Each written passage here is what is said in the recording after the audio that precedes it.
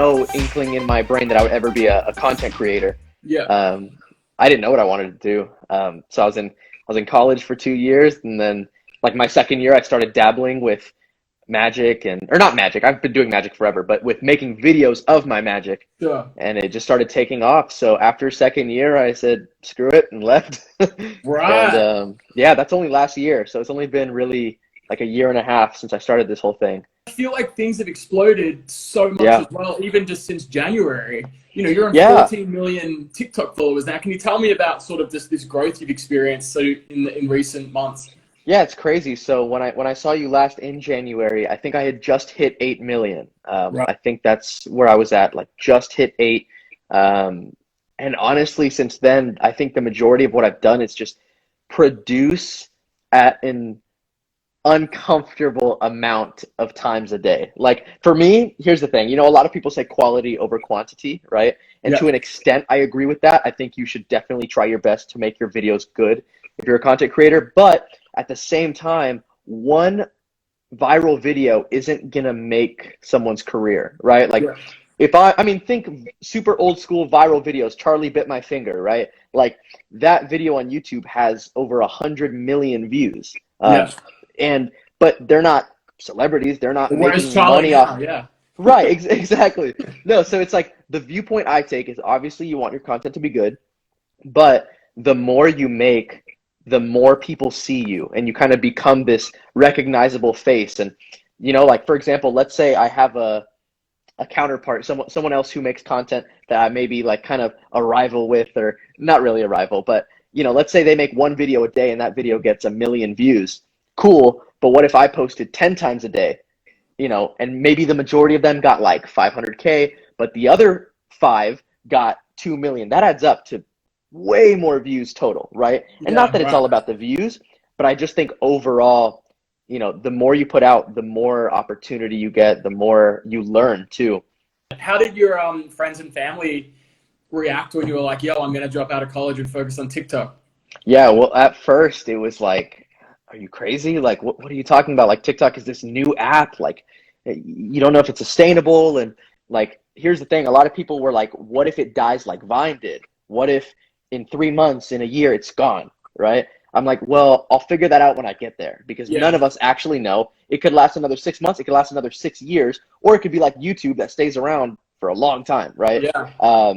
And here's the thing. I don't have a certain opinion on how long I think it's going to last, but my perspective is I'm going to use it while I can, and like Sure. give 100% while I can, because if TikTok were to disappear in 6 months per se, right? Like, yeah, that'd be kind of stressful, but I'd want to make those 6 months the best I can, Yeah.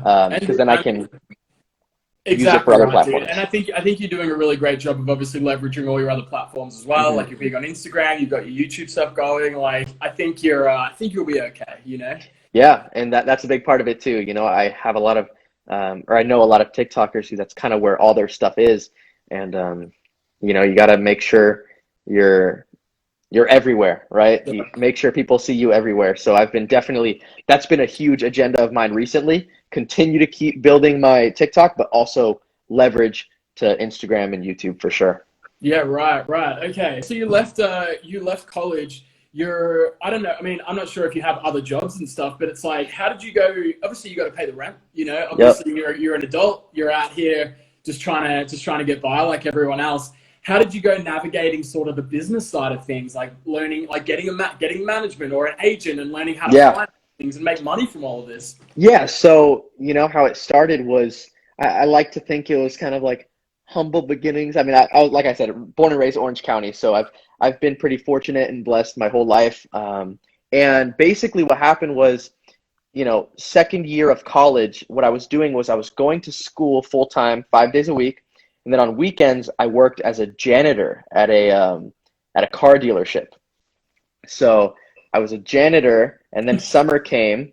I kept doing that because it made money. I switched to full time, and literally on my breaks and on everything, I would just film TikToks. Actually, my first video to ever get 1 million views was at my work. It was on a break while I was cleaning the bathrooms. So it's kind of cool to think that like only a year and a half ago I was cleaning bathrooms at a car dealership. Yeah, yeah. Um, but I was doing that just to make money. I didn't mind it. I was just like, well, I'll make money however I can. And then I filmed videos just throughout the day on my break, maybe when I wasn't supposed to, just kind of in a corner. But that's how I started. And then once I started gaining traction, I started making some money here and there on like live streams on TikTok and brand deals. And I was able to leave that job. And then I just went like all in. And then Yeah. I just kept going. Right. Okay. Can you tell me the video, if you could think of one, a video that took the least work but just blew up and got the biggest result? This is such a silly story. So I know exactly which video it is. And it almost, like people hearing this, it would piss them off how viral this video went for no reason. But it even pisses me off. So here's the thing. So I've definitely over the course of creating content have learned certain formats that work. So if anyone here makes content, this is a good little nugget of information. Two things. Content that repeats itself is really good. So like instead of me asking one riddle, if I ask my friend maybe 3 back to back, that will typically do better just because it's kind of repetitive. It almost feels like a game show, like a Right. mini game show. It's just repetitive. That's why I do like, guess the price, I'll buy it for you. Guess the price, I'll buy it for you. And I do like a few in the same video. Sure. That does well. And then things that catch people's attention right away.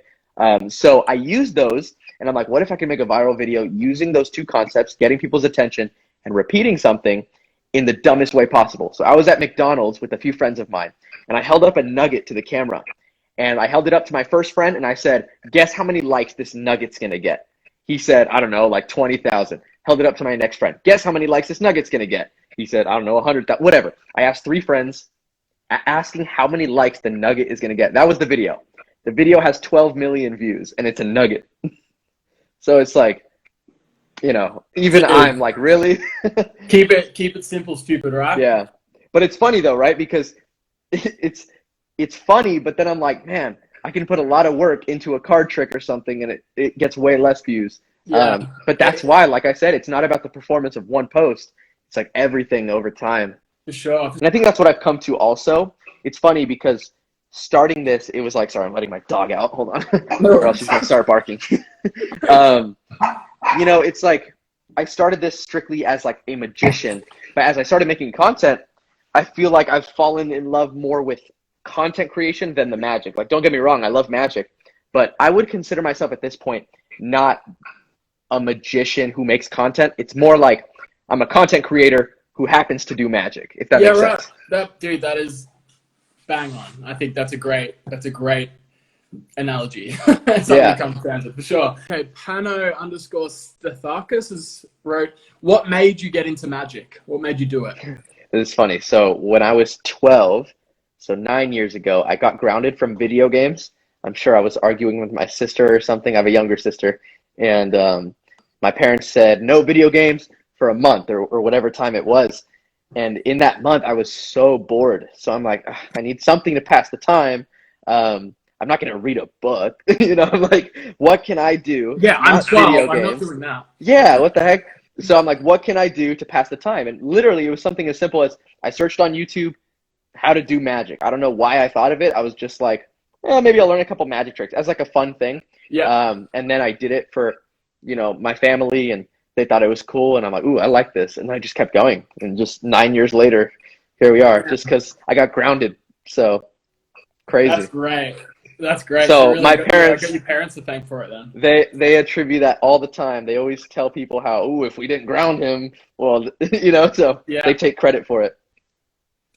That's awesome. And someone's asked when all this really blew up for you. Do you remember like a pivotal point when things like really just sort of exploded, or was it a slow grind the whole time? Yeah. So when I made my TikTok account, I just posted some videos of me doing magic, cool card stuff, and some of the videos did pretty well. They got some good views and it added momentum.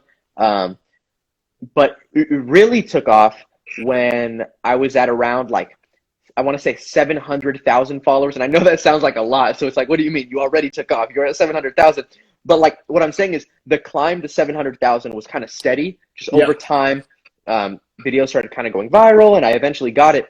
But at 700,000, I remember I was kind of stuck there because I think all creators kind of experience kind of halts at some point where you kind of got to do something new to spice it up. So I was at 700,000 and I was at work as a janitor, and I was like, what can I do next? I was just thinking, right? I'm like, what can I do next? I'm stuck at 700K, and what can I do that feels interactive, right? Because the model I had used before that was I do card tricks through the screen, right? So like I tell you through the camera, remember this card, because I felt like it feels personal.